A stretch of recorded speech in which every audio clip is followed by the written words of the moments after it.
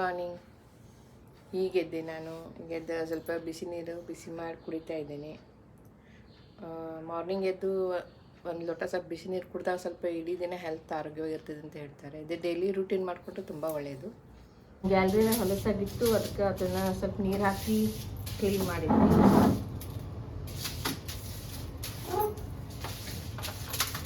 ಮತ್ತು ಹಂಗೆ ಗಿಡಗಳಿಗೆಲ್ಲ ನೀರು ಹಾಕ್ತೀನಿ ಬೆಳಗ್ಗೆ ಎದ್ದು.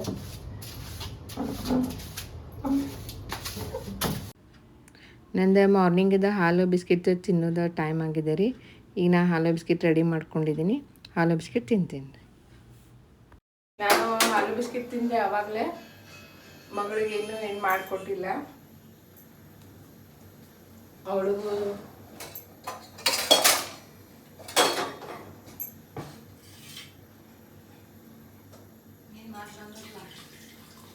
ಟೀ ಮಾಡಿಕೊಡೋಣ ಅಂತ ನೋಡಿ ಹಾಲು ಹಾಕ್ತಾಯಿದ್ದೀನಿ ಪಾತ್ರೆಗೆ.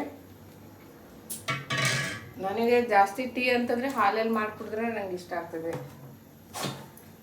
ನೀರು ಅಂದರೆ ಅಷ್ಟು ಟೇಸ್ಟ್ ಇರಲ್ಲ ಅನಿಸುತ್ತೆ ನನಗೆ.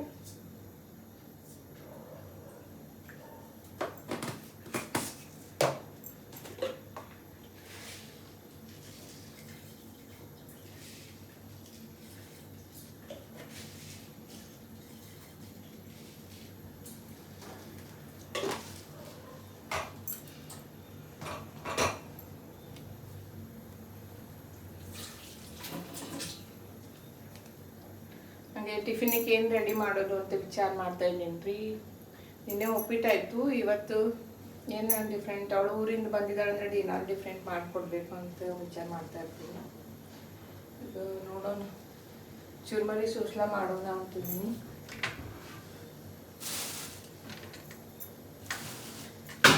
ಡಿಫ್ರೆಂಟಾಗಿ ಚುರ್ಮರಿ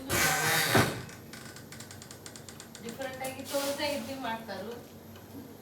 ನೀನು ಹಾಕ್ಬಿಟ್ಟೇನೋ ನೀನು ಎಣ್ಣೆ ಹಾಕು ದೋಸೆ. ನಾ ತಿಂತೇನೆ ಇವತ್ತು ಹಾಕ್ತೇನೆ. ಹಾಂ, ಅದು ದೋಸೆ ನಮಗೂ ತಿನ್ಬೇಕು ಅನ್ನಿಸಿದ್ಲು.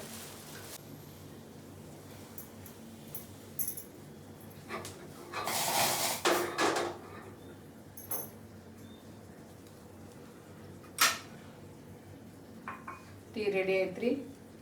ಅಕ್ಕಿ ಮಗಳಿಗೆ ಟೀ ಬಿಸ್ಕಿಟ್ ಸ್ವಲ್ಪ ಕೊಡೋಣ.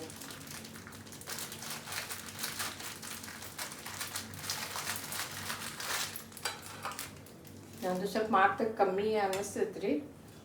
ಏನು ಮಾತಾಡ್ಬೇಕಂತ ಗೊತ್ತಾಗಂಗಿಲ್ಲ ನನಗೆ ಫಸ್ಟ್ ಟೈಮೆಲ್ಲ. ಈಗ ನನ್ನ ಮಗಳು ಧೈರ್ಯ ಕೊಟ್ಟಿದ್ದಕ್ಕೆ ಸ್ಟಾರ್ಟ್ ಮಾಡಿದ್ದೀನಿ ರೀ ನಾನು. ಇಲ್ಲಿಕಂದ್ರೆ ನಾನು ಬೇಡ ಬೇಡ ಅಂತಾನೆ ಇದ್ದೆ.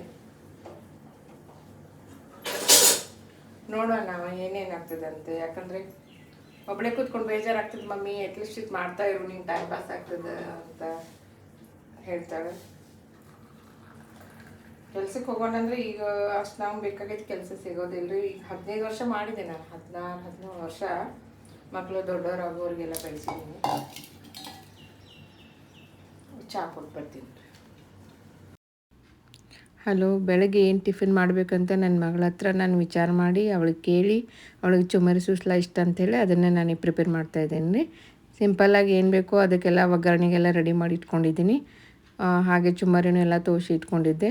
ಮತ್ತು ಈಗ ಅದನ್ನು ಎಲ್ಲ ಒಗ್ಗರಣೆ ಹಾಕಿ ಸೂಸ್ಲಾ ರೆಡಿ ಮಾಡ್ತಾಯಿದ್ದೀನಿ. ನನ್ನ ಮಗಳಿಗೆ ಏನು ಇಷ್ಟ ಅದನ್ನು ಅವಳಿರೋ ದಿನ ರೆಡಿ ಮಾಡಿಕೊಡ್ಬೇಕಂತ ನಂಗೆ ತುಂಬ ಆಸೆ ಇದೆ.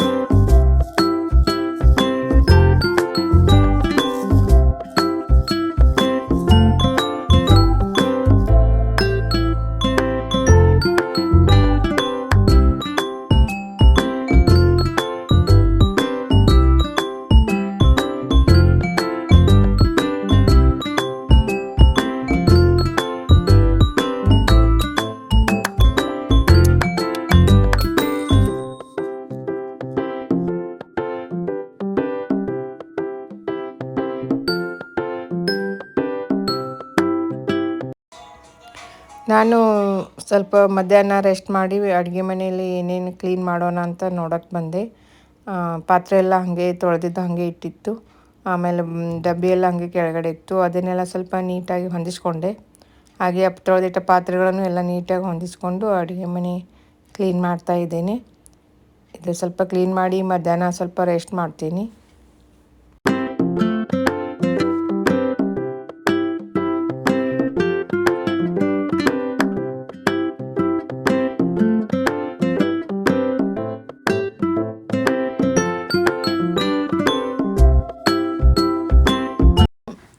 ಈ ಮನೆಗೆ ಬಂದು 3 ವರ್ಷ ಆಯಿತು. ಈ ಮನೆನ ನಾವು ಸ್ವಂತದಾಗಿ ಖರೀದಿ ಮಾಡಿದ್ವಿ. ನಾವು ಅಂತಂದ್ರೆ ನನ್ನ ಮಗಳು ಮನಸ್ಸು ಮಾಡಿ ತೊಗೊಂಡ್ಳು. ಯಾಕಂದರೆ ನಾವು ನಮ್ಮ ಮಿಸ್ಟರ್ ತೀರ್ಕೊಂಡಾಗಿಂದನೂ ಯಾವಾಗಲೂ ಬಾಡಿಗೆ ಮನೆಯಲ್ಲೇ ಜಾಸ್ತಿ ನಾವಿದ್ವಿ. ಬಾಡಿಗೆ ಮನೆಯಲ್ಲಿ ತುಂಬ ನಮಗೆ ಕಿರಿಕಿರಿ ಎಲ್ಲ ತುಂಬ ಅನುಭವ ಇತ್ತು. ಹೀಗಾಗಿ ನನ್ನ ಜೀವನದಲ್ಲಂತೂ ನಾನು ಸ್ವಂತ ಮನೆ ನೋಡ್ತೀನಿ ಇಲ್ವೋ ಅಂತ ತುಂಬ ಕನಸಾಗಿ ಉಳಿದಿತ್ತದು. ಆದರೆ ನನ್ನ ಸಣ್ಣ ಮಗಳು ಅದನ್ನು ನನಸಾಗಿಬಿಟ್ಲು. ಇದರಿಂದ ನನಗೆ ಅದು ಒಂದು ವಿಷಯದಲ್ಲಿ ತುಂಬ ತುಂಬ ಖುಷಿಯಾಗಿದೆ. ಯಾಕೆಂದರೆ ಈಗಿನ ಕಾಲದಲ್ಲಿ ಗಂಡು ಮಕ್ಕಳು ಬೇಕು ಅಂತ ಎಲ್ಲ ಆಸೆ ನೆರವೇರಿಸ್ತಾರೆ ಅಂತ ಹೇಳ್ತಿರ್ತಾರೆ. ಆದರೆ ನನ್ನ ಸಣ್ಣ ಮಗಳು ನಮ್ಮ ಮನೆಗೆ ಗಂಡು ಮಗನಾಗಿ ನಿಂತ್ಕೊಂಡು ನನ್ನ ಆಸೆನೆಲ್ಲ ನೆರವೇರಿಸ್ತಾ ಇದ್ದಾಳೆ. ಇದರಿಂದಂತೂ ನನಗೆ ಇನ್ನೂ ತುಂಬ ಖುಷಿಯಾಗಿದೆ. ಈಗ ನಮ್ಮ ಸ್ವಂತ ಮನೆಯಲ್ಲಿ ನಾನು ಹೇಗಿದ್ದರೂ ನಾನು ಆರಾಮಾಗಿರ್ತೀನಿ. ಇದರಿಂದ ನನಗೆ ಒಂದು 10 ಪಟ್ಟಷ್ಟು ಖುಷಿ ಇನ್ನೂ ಜಾಸ್ತಿನೇ ಇರುತ್ತೆ. ಯಾಕಂದರೆ ಬಾಡಿಗೆ ಮನೆಯಲ್ಲಿ ಇದ್ದರೆ ಈ ಟೈಮಲ್ಲಿ ತುಂಬ ಇನ್ನೂ ನೋವಾಗ್ತಾಯಿತ್ತು. ಆದರೆ ನಮ್ಮ ಮಗಳು ನಂಗೆ ಮನೆ ಮಾಡಿಕೊಟ್ಟು ತುಂಬ ಖುಷಿ ತಂದು ಕೊಟ್ಟಿದ್ದಾಳೆ. ಹೀಗಾಗಿ ನನಗೆ ಒಂಥರ ನಮ್ಮ ಮನೆ ಸ್ವಂತ ಮನೆ ಅನ್ನೋದೊಂದು ಹೆಮ್ಮೆ ಆಗ್ತದೆ ನನಗೆ ಹೇಳ್ಕೊಳ್ಳೋಕ್ಕೆ. ಈ ಮನೆಗೆ ಬಂದು ನಾವು 3 ವರ್ಷ ಆಯಿತು.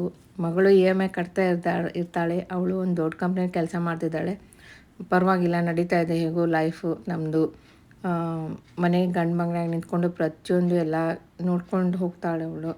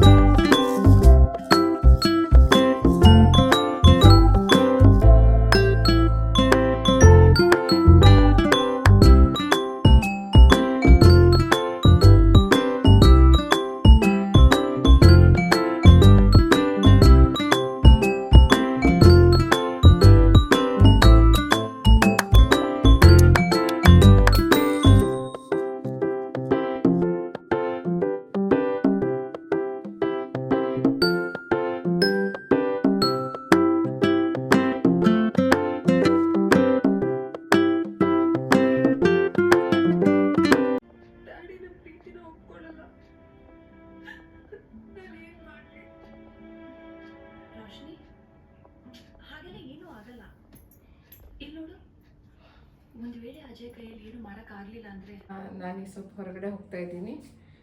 ಆಂಜನೇಯನ ದೇವಸ್ಥಾನ ದರ್ಶನ ಮಾಡಿಕೊಂಡು ಹಾಗೆ ಸ್ವಲ್ಪ ವಾಕಿಂಗ್ ಮಾಡ್ಕೊಂಡು ಬರ್ತೀನಿ. ಪಾರ್ಕಲ್ಲಿ ಸ್ವಲ್ಪ ಹೊತ್ತು ಕೂತ್ಕೊಳ್ತೀನಿ.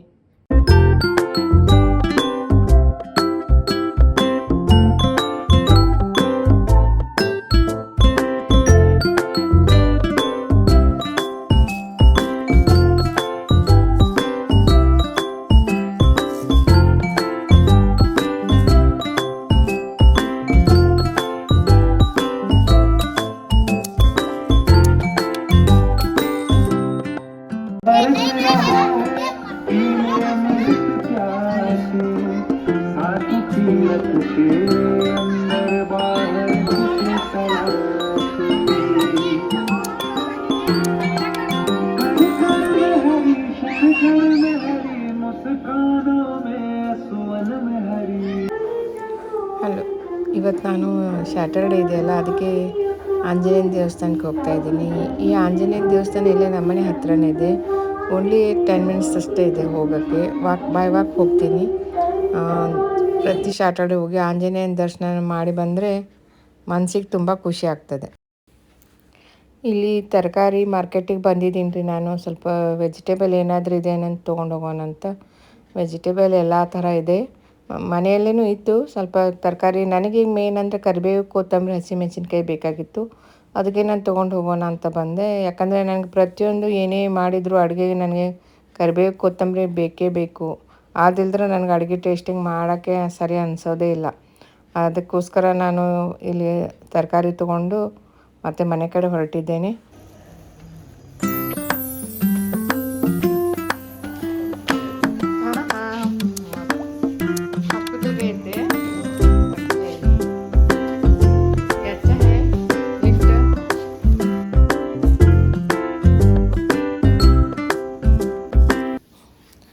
ಈಗ ಮನೆಗೆ ಬಂದ ಕೇಸ ಸಂಜೆ ಹೊತ್ತು ದೇವ್ರಿಗೆ ದೀಪ ಹಚ್ಚಾಕತ್ತೀನಿ ನಾನು. ಸಂಜೆ ಆಗಿತ್ತು 6:30 ಪೌನೆ 7. ಅದಕ್ಕೆ ಸಂಜೆ ದೇವ್ರಿಗೆ ದೀಪ ಹಚ್ಚಿ ಸ್ವಲ್ಪ ಹೊತ್ತು ಪ್ರಾರ್ಥನೆ ಮಾಡಿದೆ.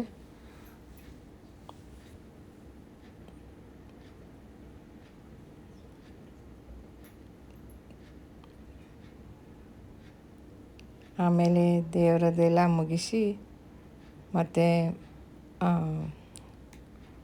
ಹೊರಗಡೆ ಬಂದು ಟಿ ವಿ ಸ್ವಲ್ಪ ನೋಡ್ತಾ ಕೂತ್ಕೊಂಡೆ. ಯಾಕಂದರೆ ಮಧ್ಯಾಹ್ನ ಒಂದು ಮೂವಿ ನೋಡ್ತಾ ಇದ್ದೆ. ಅದು ಅರ್ಧ ಮಾಡಿ ನಾನು ಹೊರಗಡೆ ಹೋಗಿ ವಾಕ್ ಮಾಡಿ ಬಂದು ಈಗ ಮತ್ತೆ ಉಳಿದಿದ್ದ ಅರ್ಧ ಭಾಗ ನೋಡ್ತಾ ಇದ್ದೀನಿ. ಬರುವಾಗ ಯಾಕೋ ಸ್ವಲ್ಪ ತಲೆ ಹೆಡ್ಡೇಕ್ ಆಗ್ತಾಯಿತ್ತು. ಅದಕ್ಕೆ ಸ್ವಲ್ಪ ಮೆಡಿಸಿನ್ ತೊಗೊಂಡು ಬಂದಿದ್ದೆ. ಹಂಗಾಗಿ ಸಂಜೆ ಹೊತ್ತು ಏನು ಡಿನ್ನರ್ ಪ್ರಿಪೇರ್ ಮಾಡೋದಂತ ನಾನು ಅದಕ್ಕೆ ಮಾಡೋಕ್ಕೆ ಹೋಗಲಿಲ್ಲ. ಮಗಳಿಗೆ ಹೇಳಿದ್ದೆ. ಮಗಳು ಅಲ್ಲಿಂದ ಹೊರಗಡೆಯಿಂದ ಎಗ್ ಫ್ರೈಡ್ ರೈಸ್ ತೊಗೊಂಡು ಬಂದಳು. ಆಮೇಲೆ ಸ್ವೀಟ್ ಕಾರ್ನ್ ತೊಗೊಂಡು ಬಂದಳು. ಹೀಗಾಗಿ ಸಂಜೆನೇ ನಾವು ತಂದಿದ್ದನೇ ಊಟ ಮಾಡಿ ಮಲ್ಕೊಂಡ್ವಿ. ಇಲ್ಲಿಗೆ ನನ್ನ ಈ ದಿನದ ವಿಡಿಯೋ ಕಂಪ್ಲೀಟ್ ಮಾಡ್ತಾ ಇದ್ದೇನೆ. ಮುಂದಿನ ವ್ಲಾಗ್ದಲ್ಲಿ ಸಿಗ್ತೀನಿ. ಶುಭರಾತ್ರಿ.